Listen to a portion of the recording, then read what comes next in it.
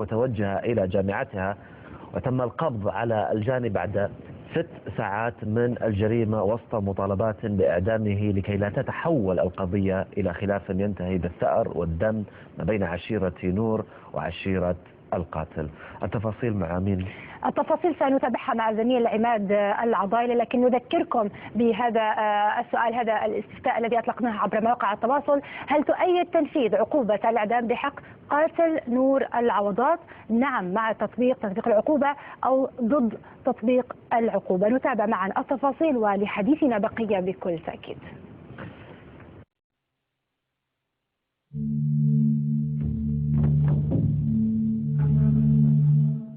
وكأن طيفها ما زال هنا تقودها خطواتها أول الفجر إلى مجمع الباصات لتصل إلى جامعتها. غاب طيف نور فأشعل حريقا من غضب وحزن وألم في قلب أهلها، حريق لا ينطفئ ما دامت نور في قبرها والقاتل على قيد الحياة.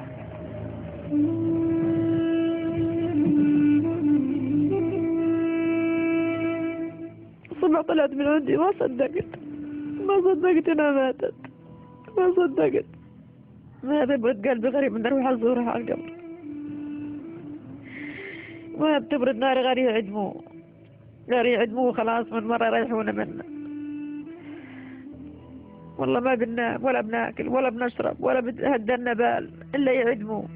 لحد الان بتصور انها طيبة، يعني لحد الان يعني صدمة، مش قادر يعني شو اقول لك. لحد الان بتخيل انها طيبه، يعني بدهم يقعدوا 20 سنه ما يعدموه، بدنا نضل 20 سنه ما بناكل ولا نشرب، بدهم يعدموه خوفا من المشاكل واعدام في اقرب وقت. يعني صابرين مشان الجاهه وصابرين مشان القضاء ياخذ مجراه في اقرب وقت. ساعات فصلت ما بين مقتلها على يد شاب طعنها أكثر من طعنة في الوجه والعنق والصدر في أحد مواقف النقل العام وبين القبض عليه. فكما تقول عشيرة نور كل هذا لا يكفي، فالثأر يغلي كبركان سيوشك على الانفجار إن لم يعدم القاتل. ثأر توقفه عطوة مدتها 3 شهور بين عشيرة المغدورة وعشيرة القاتل.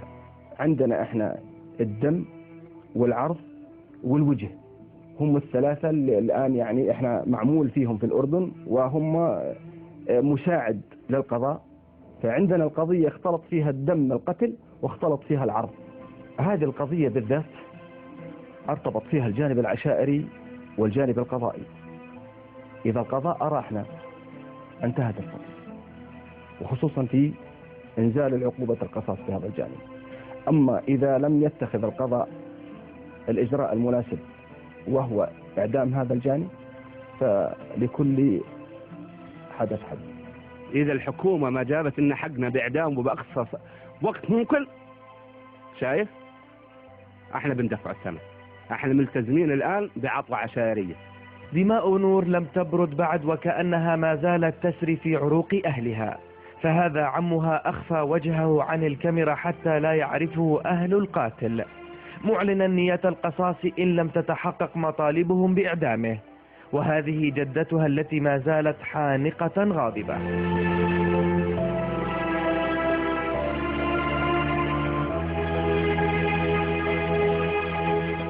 يا بيا والله لا طوله ولا لا طوله للشقفه، وامسك منه واقطع وانا ختياره واحط على النار واشوي واكل من لحم غراكل لما اسبع، وسد المرار اللي في غير سكره. احنا جهال ومسكين حالنا، غصب احتراما للأكبر منا، وحقنا ما بروح.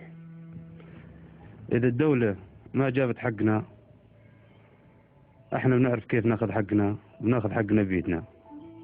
مقتل نور سجل أفظع جرائم القتل التي قضت مضاجع الأردنيين، فنور قتلت قبل أن ينبلج النور يوم مقتلها، وتبقى الحقيقة محفورة بالاسم والتاريخ على شاهد قبرها، تذكر بأن نور قتلت والجميع بانتظار القصاص.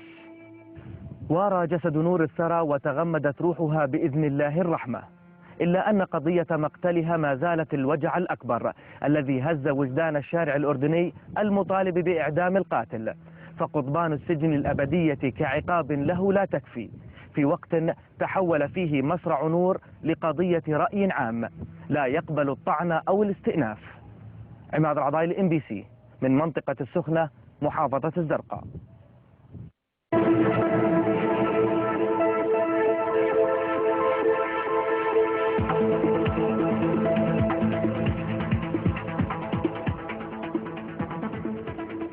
الله يرحمها طبعا علي. بس بداية نوجه شكر كبير جدا لذوي المرحومة إن شاء الله، يعني لأنهم أعطونا هذه الثقة الكبيرة حقا. يعني طبعا سيكون لنا لقاء بعد قليل مع أحدهم ومع محامي أيضا من عمان، لكن بداية علي سنأخذ نظرة على كيفية تعاطي مجتمع تويتر والفيسبوك مع القضية التي أشغلت الرأي العام الأردني والعربي ككل.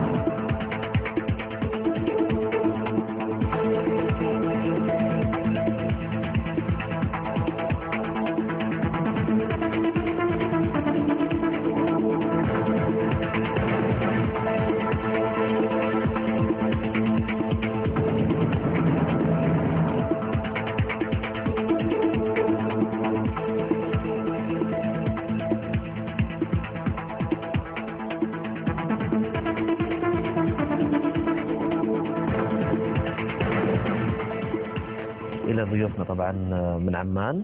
ننتقل مباشرة إلى العاصمة الأردنية عمان. ينضم إلينا من هناك المحامي سليمان المبيضين، محامي في قضايا الجزاء. كما ينضم إلينا أيضا من عمان الشيخ أبو أنس السبعاوي، رئيس تجمع شباب بئر السبع.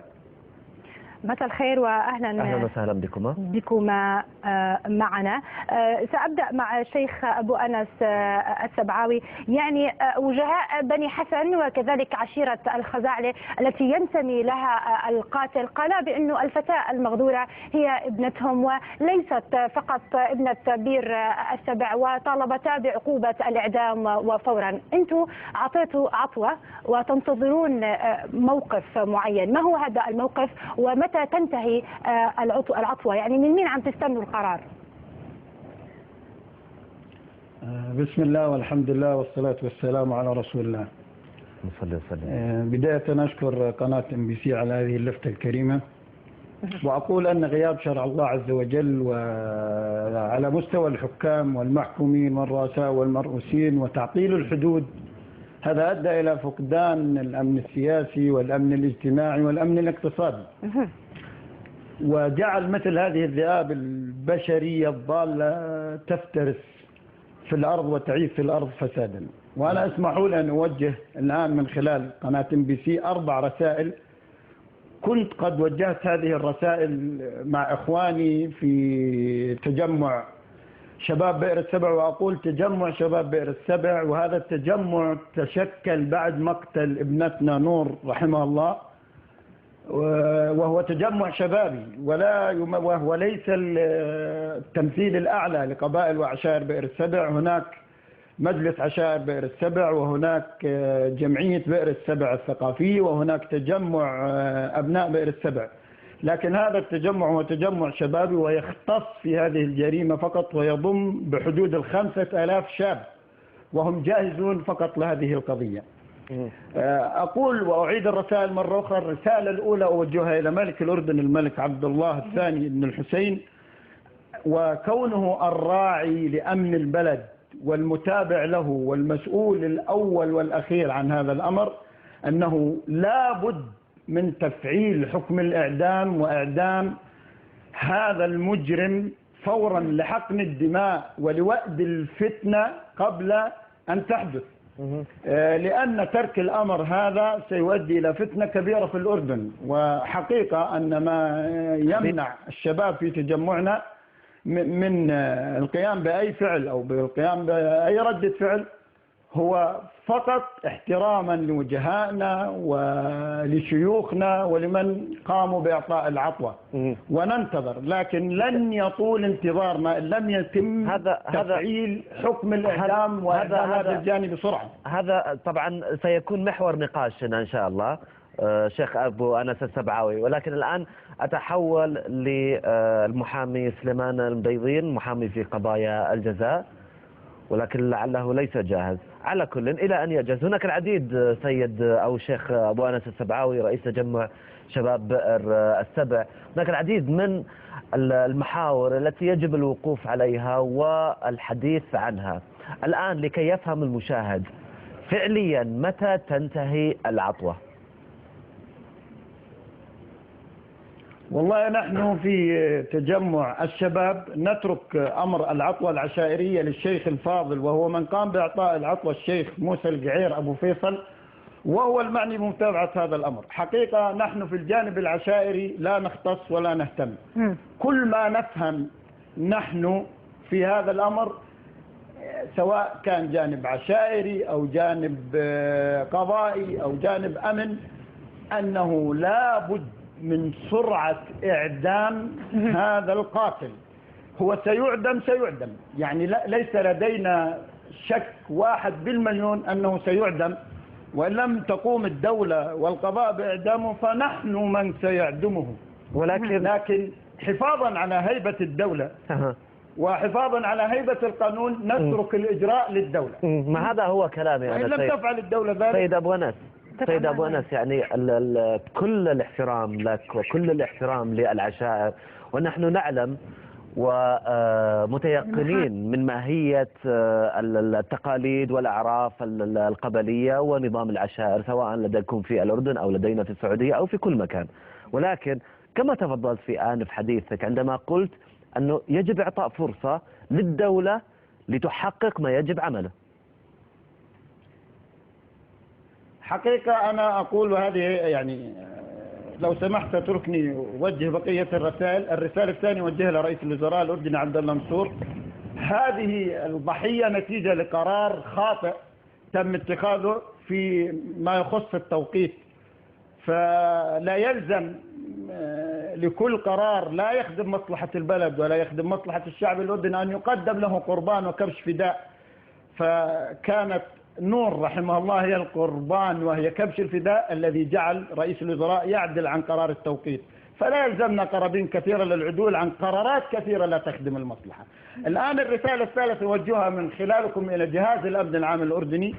أنتم لستم خصم لنا، الأمن ليسوا خصمنا، والأمن قام بمواجهات لبعض أبناء التجمع وقاموا باعتقالهم. وأيضا أوجه رسالة ونداء من خلال قناتكم أنه تم اعتقال عدد كبير من الشباب وتم توقيفهم وتحويلهم لمحكمة أمن الدولة، ثم تم إطلاق سراحهم بكفالات، ووعدنا أنه قد تم إلغاء كل ما عليهم من قيود ومن سجلات. لكن للأسف عندما ذهب بعضهم قبل أيام من أجل إخراج عدم محكومية من أجل العمل وجدنا أنه ما زال عليهم قيود في محكمة أمن الدولة ولم تنتهي.